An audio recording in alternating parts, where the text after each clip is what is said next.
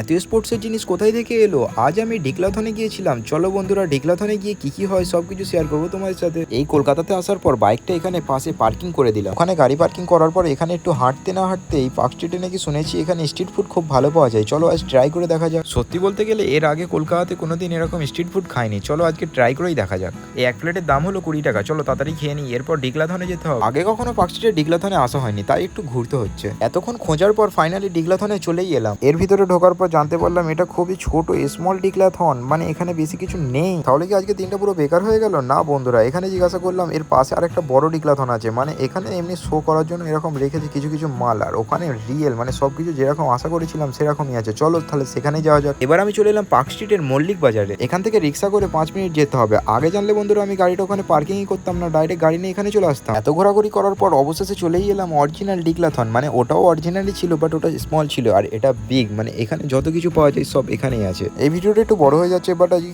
কি করলাম সবই এতে কভার করে দিলাম। এখানে এত কিছু রয়েছে, কি কিনবো ভাই এখান থেকে? শুধু এই ফ্লোরটা নয়, এর উপরে আরো 2টো ফ্লোর রয়েছে। এই বর্ষাকাল পড়ে গেছে, একটা আমব্রেলা কিনতে হবে, তাই জন্য ট্রাই করে দেখছি। এখানে আবার চকলেটও পাওয়া যাচ্ছে। চলো খেয়ে দেখা যাক কেমন লাগে এখানে চকলেট। বাট না, এখানে অত সহজে খাওয়া যাবে না, আগে অনলাইনে পেমেন্ট করতে হবে, তারপরেই খেতে হবে। আমি এবার চলে যাচ্ছি ফার্স্ট ফ্লোরে। চলো ওখানে গিয়ে দেখা যাক কিছু পছন্দ হয় কিনা। ফার্স্ট ফ্লোরে আসার পর সামনে কত ক্যাপ, চলো এর মধ্যে একটা পছন্দ করে নিই। এই নিচে ব্ল্যাক কালার ক্যাপটা বেশ ভালো লাগলো, চলো এটা নিয়ে নেওয়া যাক। ক্যাপটা দেখে নেওয়ার পর সামনে দেখতে পেলাম সাইকেল। কত রকম সাইকেল দেখো, এখানে রাইডিং স্পোর্টস সব রকমের সাইকেল পাওয়া যাচ্ছে। তাই আমি এই দাদাকে বললাম এই সাইকেলটা বের করে দাও, একবার চালিয়ে দেখি কেমন লাগে, ভালো লাগলে নিয়ে নেবো ভাবছি। সাইকেলটা চালানোর পর বেশ ভালোই লাগলো, বাট কি করে নিয়ে যাবো বাড়িতে? এটা কতটা হালকা দেখো সাইকেলটা, আমি তো পুরো চাগিয়ে ফেললাম। সাইকেল চালানোর পর অনেক হাঁপিয়ে গেছি, তাই এখানে স্পোর্ট ড্রিঙ্ক দেখে একটা নিয়ে নিলাম। সেকেন্ড ফ্লোর থেকে যা যা নেওয়ার নিয়ে নিয়েছি দেখতে পাচ্ছ। এবার আমি ফের নিচে যাচ্ছি, নিচে গিয়ে ওখানে বিল পেমেন্ট করতে হবে। এখন তো ফিফা ওয়ার্ল্ড কাপ ম্যাচ চলছে, আর এখানে শুনলাম অনেক রকম প্লেয়ারের জার্সি পাওয়া যাচ্ছে। চলো একটু দেখে নেওয়া যাক, যদি ভালো লাগে একটা নিয়ে নেবো।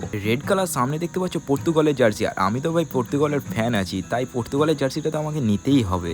সো গাইস, আজকে ব্লগটা এতটাই ছিল। ফের দেখা হচ্ছে তোমাদের একটা নতুন ভিডিওর সাথে। ততক্ষণের জন্য তোমরা ফলো করে দাও, আর ভালো লাগলে একটা কমেন্ট করে দেবে, আর লাইকটা করে দিও। টাটা।